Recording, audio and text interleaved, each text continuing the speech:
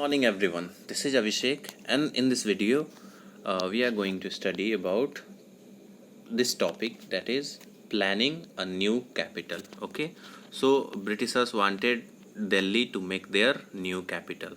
Got it? After 1857 revolt, the Shah Jahanabad, which was established by Mughal king Shah Jahan, was completely changed by Britishers. Okay, and after that they started living in the civil lines that was in Delhi.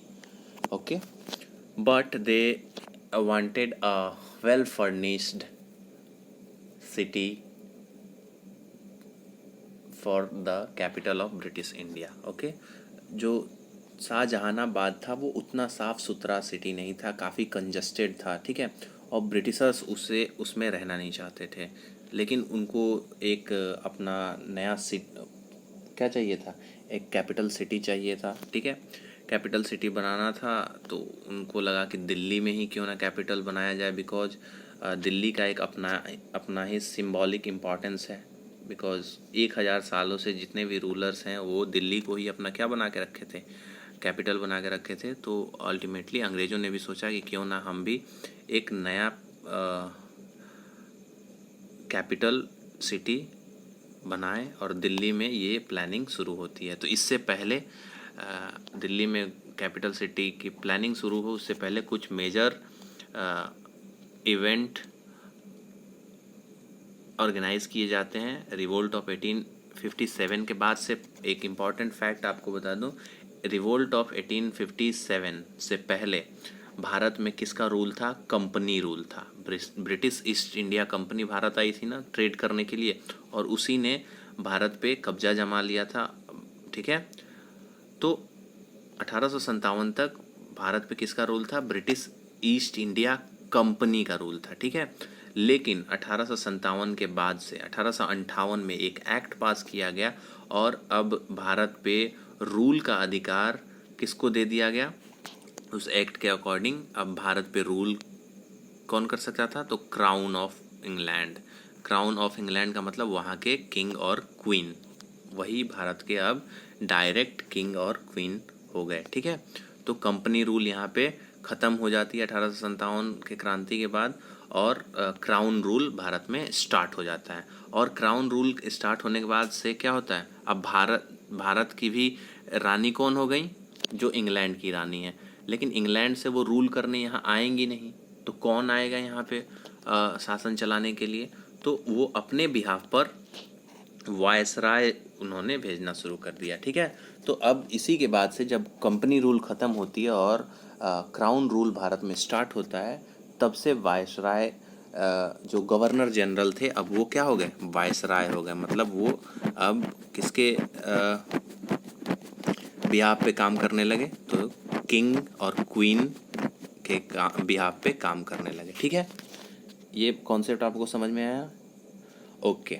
अब 1877 में क्या होता है, जो उस समय के तत्कालीन वायसराय थे भारत के, लॉर्ड लिटन, उन्होंने एक ग्रैंड दिल्ली दरबार ऑर्गेनाइज किया। क्या करने के लिए? भारत की जो रानी नई बनी थी क्वीन, उनको एक्नॉलेज करने के लिए कि अब जो इंडिया का जो नया रूलर है वो कौन है? क्वीन है, क्वीन विक्टोरिया, ठीक है। ये एक्नॉलेज करने के लिए उन्होंने एक ग्रैंड दिल्ली दरबार लगाया। हालांकि अभी भी ब्रिटिश ईस्ट इंडिया की मीन्स ब्रिटिश इंडिया का जो कैपिटल है अभी भी वो कौन है? कौन सा शहर है?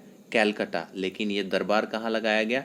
दिल्ली। बिकॉज ये प्लान कर रहे थे कि अब हमें कैलकाटा से दिल्ली में अपना कैपिटल शिफ्ट करना है, इसकी तैयारी इन्होंने शुरू कर दी थी, ठीक है। इसीलिए दिल्ली दरबार लगाया गया।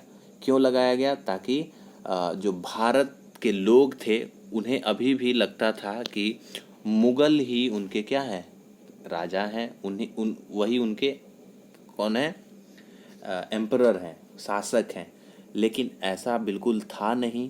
तो ये जो माइंडसेट था इंडियंस का, उसे चेंज करने के लिए ये दिल्ली दरबार लगाया गया, और इस दिल्ली दरबार में घोषणा की गई कि अब भारत का राजा या रानी कौन है? क्वीन विक्टोरिया है, ठीक है। कौन है? क्वीन विक्टोरिया है। मतलब क्राउन में जो भी रूल करेगा वो भारत का रूलर होगा, ठीक है। इसी को एक्नॉलेज करने के लिए लॉर्ड लिट्टन ने 1877 में एक ग्रैंड दिल्ली दरबार सजाया, ऑर्गेनाइज किया, और इसमें पानी की तरफ पैसे बहाए गए।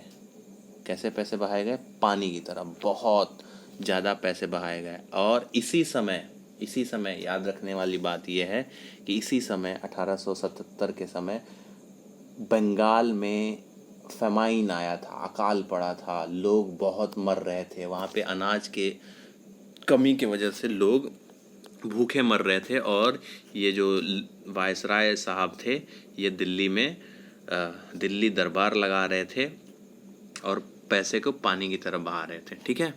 तो ये देखो अपने आप में कितना एक बहुत ही कह सकते हो आयरॉनिकल कंडीशन है कि आपका जो पहला कैपिटल सिटी है वहाँ के लोग क्या हो रहे हैं, भूखे मर रहे हैं, और आप दूसरे जगह पे दिल्ली दरबार लगा रहे हो और वहाँ पे पैसे को पानी की तरफ बहा रहे हो, ठीक है। ओके, तो ये दिल्ली दरबार क्यों लगाया गया?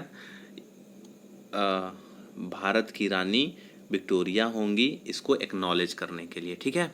अभी भी क्योंकि भारतीय लोगों को ये पता था कि हम उनका लीडर कौन है, मुग़ल किंग ही हैं उनके लीडर, तो इस माइंडसेट को हटाने के लिए ये दिल्ली दरबार सजाया गया था, ठीक है।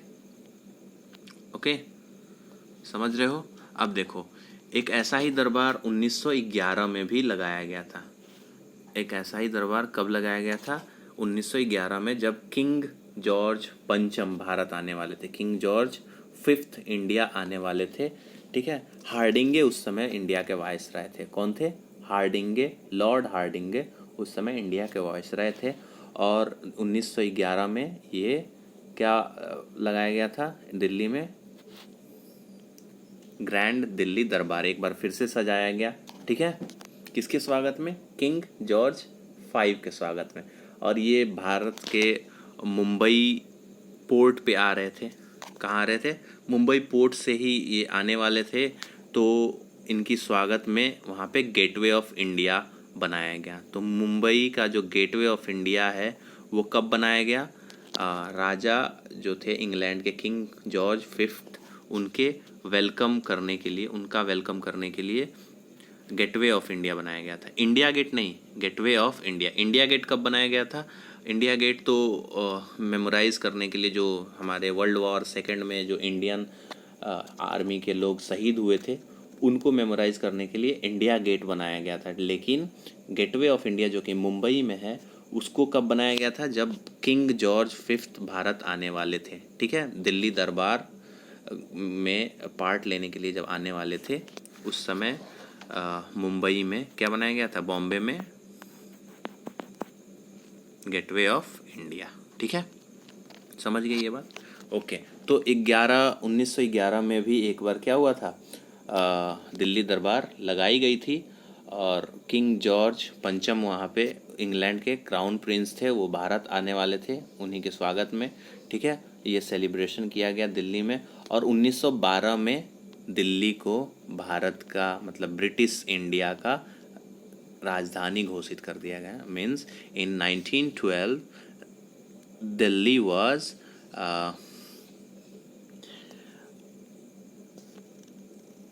Called as the capital of British India.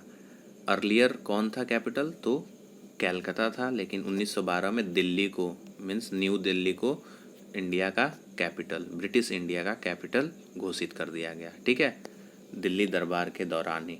और इसके बाद से जब ये हुआ तो हार्डिंगे ने एक रैली निकाली थी, दिल्ली में रैली घुमा रहा था वो, और उसी पे रास बिहारी बोस ने बम फिकवा दिया, लेकिन वो बच गया बेचारा, और रास बिहारी बोस को देश छोड़ के भागना पड़ा, और वो जाके एक अपनी एक अलग पार्टी बना लेते हैं सिंगापुर में जाकर, ठीक है। वो आगे की हिस्ट्री है, बस यहाँ पे मैंने इससे रिलेटेड था थोड़ा सा तो मैंने बता दिया। Got it? वैसे इतना बताना भी नहीं था। ओके, अब देखो ये जो दिल्ली है अब ये बनना स्टार्ट होती है।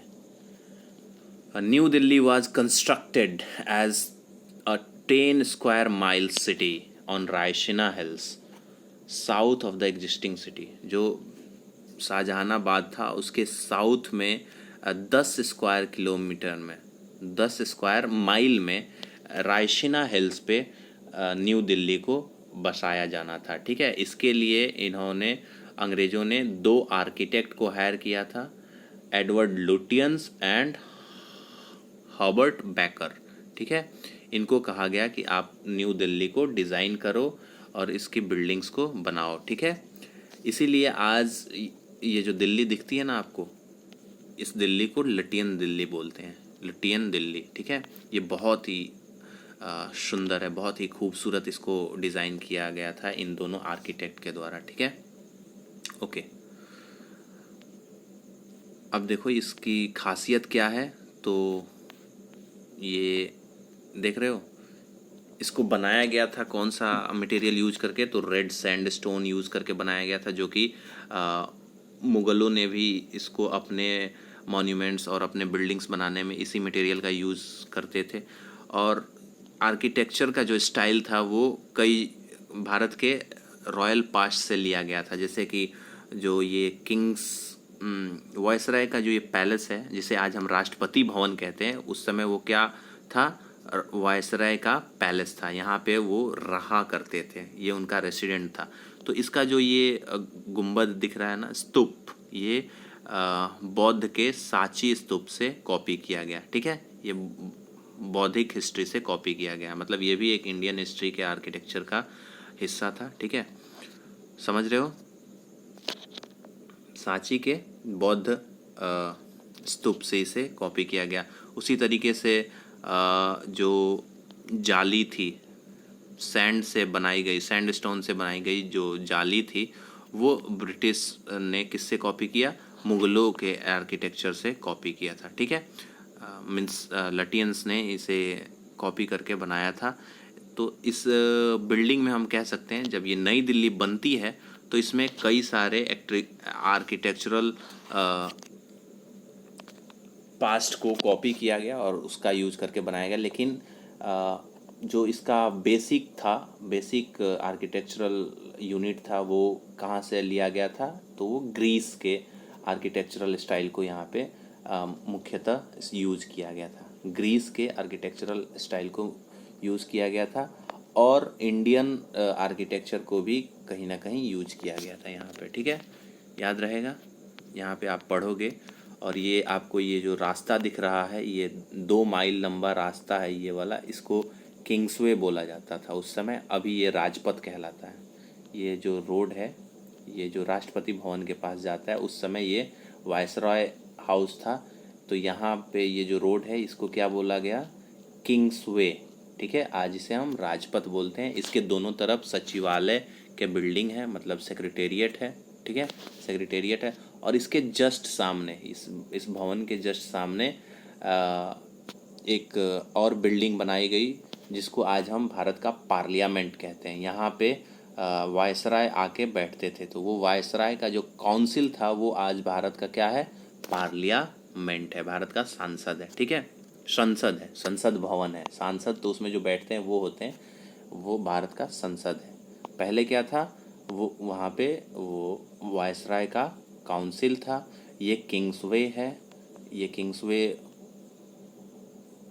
कहाँ तक जाती है, तो राष्ट्रपति भवन मतलब वायसराय के भवन तक जाती है। और इसके दोनों तरफ सचिवालय के बिल्डिंग बनाए गए हैं। ठीक है, सेक्रेटेरिएट बिल्डिंग बनाए गए हैं। Got it. इसी तरीके से डिज़ाइन किया गया था। इसे कहाँ पे बनाया गया, तो रायसीना हिल्स पे। रायसीना हिल्स मतलब दिल्ली का सबसे ऊंचा प्लेस है, दिल्ली का सबसे हाईएस्ट प्लेस है कौन, रायसीना हिल्स, जो दिल्ली के साउथ में बसा हुआ है। दिल्ली के कहाँ पे बसा हुआ है, साउथ में बसा हुआ है। ठीक है, ये क्यों बनाया था सबसे ऊंचाई पे, बिकॉज वो चाहते थे कि दिल्ली में ऐसा एक शहर बसे जो जैसा शहर कोई बसाया नहीं था। ठीक है, जैसा शहर ना किसी भी किंग ने नहीं बसाया था, वैसा ये लोग शहर बसाना चाहते थे। इसीलिए इन्होंने रायसीना हिल्स को चुना, क्योंकि ये सबसे ऊंचा था। ठीक है, और आप मुझे ये बताओ, शाहजहानाबाद में सबसे ऊंचे प्लेस पे क्या बनाया गया था, तो जामा मस्जिद। तो इन्होंने सोचा कि हम ऐसी बिल्डिंग्स बनाएंगे जो जामा मस्जिद से भी क्या होगी, ज़्यादा ऊंचाई पे स्थित होगी। इसीलिए इन्होंने रायसीना हिल्स को चुना क्या करने के लिए, न्यू दिल्ली को बनाने के लिए। इसके आर्किटेक्चर कौन थे, तो लुटियंस, जॉन लुटियंस इसके क्या थे, आर्किटेक्ट, इसके आर्किटेक्ट थे, ठीक है। और एक कौन थे इनके आर्किटेक्ट, जॉन लुटियन और एडवर्ड लुटियन और हॉबर्ट बैकर, ये दोनों आर्किटेक्ट थे। इसमें कौन कौन सा आर्किटेक्चरल स्टाइल यूज किया गया, तो इंडियन रॉयल आर्किटेक्चरल स्टाइल को यूज़ किया गया, जैसे कि मुग़ल आर्किटेक्चर से नेट बनाया गया। नेट मतलब क्या बोलते हैं, वो विंडोज़ पे ऐसे जाली की तरह नहीं बनाया जाता है, वो बनाया गया। और जो मटेरियल यूज़ किया गया सैंडस्टोन का, वो भी मुग़ल ही यूज करते थे। तो मटेरियल और ये मुग़ल से लिया गया। ये जो राष्ट्रपति भवन का क्या है, गुंबद है, वो कहाँ से कॉपी किया गया, तो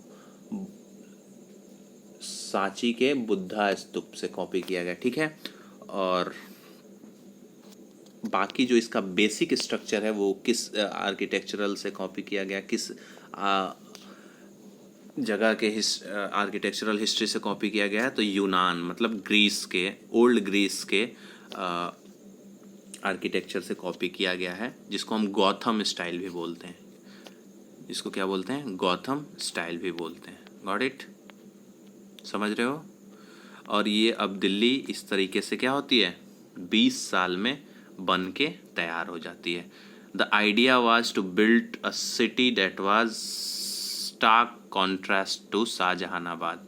ये आइडिया था कि हम दिल्ली में एक ऐसी सिटी बनाएंगे जो शाहजहानाबाद से भी शानदार होगा, उसके बिल्कुल अपोजिट होगा, उसके बिल्कुल क्या होगा, जैसा शाहजहानाबाद था उससे लाख गुना अच्छा होगा। जैसे कि शाहजहानाबाद में क्या थी, कंजस्टेड बिल्डिंग्स थी, गलियां थी, तंग गलियां बनाई गई थी, कोई सैनिटेशन का उतना अच्छा व्यवस्था नहीं था, काफ़ी ज़्यादा लोग वहाँ पे रहते थे। लेकिन ये जो नई दिल्ली बनाई गई, यहाँ पे बहुत सारे सुविधा